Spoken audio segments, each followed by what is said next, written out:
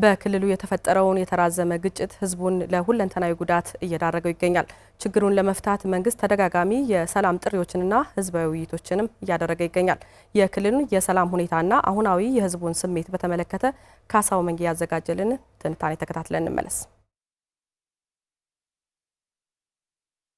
በአማራ ክልል የተከሰተው የተራዘመ ግጭት በክልሉ ህዝብ ላይ ሁለንተናዊ ጉዳትን አስከትሏል። ችግሩ በርካታ ተማሪዎችን ከትምህርት ገበታ ውጭ አድርጓል። በርካታ የጤና ተቋማትንም ከአገልግሎት ውጭ አድርጓል። በተጨማሪም የህዝቡን ማህበራዊና ኢኮኖሚያዊ መስተጋብሮችንም አስተጓጉሏል። ሰላምን ለማስፈን ይረዳሉ የተባሉ ሁሉም አይነት መንገዶች ተሞክረዋል። ተከታታይ የሰላም ጥሪዎች እንዲሁም የሰላም ኮንፈረንሶችም ተካሂደዋል። ከሰሞኑ በክልሉ በተለያዩ አካባቢዎች በተደረጉ የሰላም ውይይቶች ችግሩ እያደረሰ ያለውን መጠነ ሰፊ ጉዳት በማንሳት ሰላም እንዲሰፍን የሚጠይቁ ድምጾች ከፍ ብለው ተስተጋብተዋል።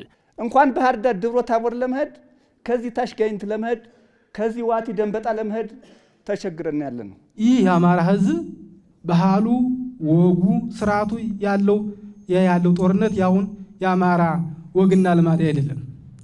የአማራ ህዝብ በዚህ መሰረተ ልማት ጥፋት ውስጥ በችግር በራብ እየተንገበገበ ነው ያለ። ትውልድ እንዳይማር እያደረገ መሀይምነት እንዲፈጠር እያደረገ ይሄ ነው አማራን የሚያሻግር ኢትዮጵያን የሚያሻግር። እውነት ጫካ ገብቶ ሰው ገሎ እናቱን ገሎ ሰው በሚስማር መጥቶ መንግስት ይሆናል እንዴ? አይሆንም፣ ውሸት ነው። ተደጋጋሚ ህዝባዊ የሰላም ውይይቶችንና የሰላም ጥሪዎችን ተከትሎም በተለያዩ የክልሉ አካባቢዎች የሚገኙ የታጠቁ ኃይሎች የሰላምን አማራጭ እየተቀበሉ ነው። የተፈጠረውን የሰላም መደፍረስ ችግር በዘላቂነት ለመፍታት ህዝቡ የበኩሉን ድርሻ እንደሚወጣም በተለያዩ መድረኮች አረጋግጧል። ራሳችን መስዋዕትነት መክፈል በቆራጥነት ካልቻል ማንም መስዋዕትነት ከፍሎ ይህን ትግል ሊወጣልን የማይችል ስለሆነ ራሳችን እናዘጋጅ። እስቲ ሄደን መስዋዕትነት ስንሆን እስቲ ባላሁን ወንድሞቻችን ሄደን እስቲ አይ እንግዲህ በቃ ስለፈጠራችሁ በቃ እንግዲህ እንበላቸው። እስቲ በጫካ ያሉት ወንድሞቻችን ናቸው፣ ልጆቻችን ናቸው፣ ይታወቃል። እዚህ ያለው ሰው በሙሉ ስለሚያውቅ ማለት ምንም መሸፋፈን ስለሌለ ከየትም አልመጡም። እነሱ ከጫካ አልተፈጠሩ። ይሄ ግልጽ ነገር ስለሆነ ማለት ነው። ሰላም ማንጣት ይቻላል። አዎ ሰላም ማንጣት ይችላል። እኛም ሰላም ማንጣት እንችላለን። ለሰላም ለድርድር የማይፈልግ ሰው ካለ ይሄ ሌባ ነው። መንግስት እጁን ዘርግቶ ሰላም እያለ እየጠየቀው ሰላም አልፈልግም ካለ እዚህ ያለነው ሁላችንም አሳደን ሰላም እንዲመጣ ማድረግ እንችላለን። እኛም እንደኛ ሀቅን ይዘን ሳንፈራ ለምንድን ነው የምንፈራው? እንቆራረጥ ጎበዝ። ከዚህ የበለጠ ችግር ቸነፈር ሊመጣብን አይችልም። እኛ ራሳችን ዘብ ልንጠብቅ ይገባናል። ራሳችን የወጣውን አካል ምን መልሰው እኛ ራሳችን። አዎ ራሳችንን የእያንዳንዱ ስልክ ቢፈተሽ ጉድ ያመጣል። መንግስት የግጭቶች ሁሉ መቋጫው ሰላማዊ የውይይት መንገድ በመሆኑ ችግሩን በሰላማዊ መንገድ መፍታት ቅድሚያ የሚሰጠው ጉዳይ ነው ብሎ ያምናል። ለዚህም በተለያዩ ጊዜያትና አሁንም ድረስ ያልታጠፉ የሰላም ጥሪዎችን እያቀረበ ይገኛል። መንግስት ግጭቱ ከተከሰተ ዕለት አንስቶ በርካታ ስራዎች ሰርቷል። የመጀመሪያው ቁልፉ ስራው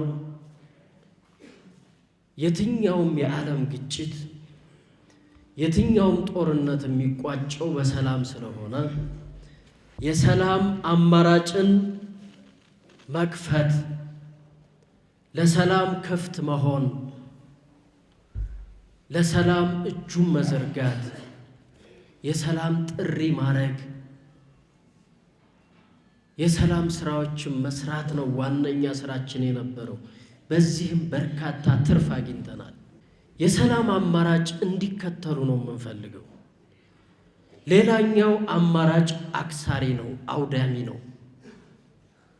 ሌላኛው አማራጭ ህዝብ ያጎሳቁላል። የክልሉ የሰላም ሁኔታ ከበርካታ የሰላም አማራጭ ጥሪዎችና ህዝባዊ ውይይቶች በኋላ ከጊዜ ወደ ጊዜ እየተሻሻለ መጥቷል። መላ ህዝቡም ከችግሩ ለመውጣት መፍትሄው በባለቤትነት ስሜት ስለ ሰላም መስራት መሆኑን ዘግይቶም ቢሆን አሁን ላይ እየተረዳው ይመስላል። ለችግሩ ማብቂያ እየተጎዳ ካለው ህዝብ በላይ ማንስ ሊያገባውና ችግሩን ሊያስቆመው ይገባል ወደሚል ማደማደሚያ መድረሱንም በተለያዩ መድረኮች በስፋት አንስቷል። ምንም እንኳ አሁን ላይ በክልሉ ከጊዜ ወደ ጊዜ እየተሻሻለ የመጣ የሰላም አየር ቢኖርም ዘላቂ ሰላምን ለማስፈን ግን ህዝብና መንግስት በቅንጅት መስራት ውጤታማነቱን የጎላ ያደርገዋል። ሰላም በአንድ ወገን ብቻ መጥቶ ያውቃል?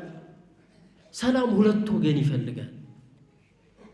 መንግስትም ህዝብም በጋራ መስራት አለበት። ለሰላም በጋራ መቆም አለበት። ለልማት በጋራ መቆም አለበት። ለእውነት ለሐቅ በጋራ መቆም አለበት። እስከ ትናንትና ማታ የሞተ ካለ አንመልሰው፣ እናዝናለን። ዛሬ ግን መሞት የሌለበትን ሰው ማዳን መቻል አለብን። ለዚህ ደግሞ መረባረብ መቻል አለብን።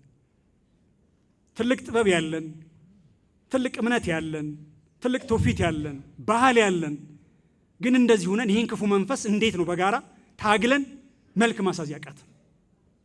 አባቶች በደንብ መምከር አለባችሁ። መንግስት እያደረገ ካለው ተደጋጋሚ የሰላም ጥሪ ጎን ለጎን የህግ ማስከበር ስራዎችንም አጠናክሮ ቀጥሏል።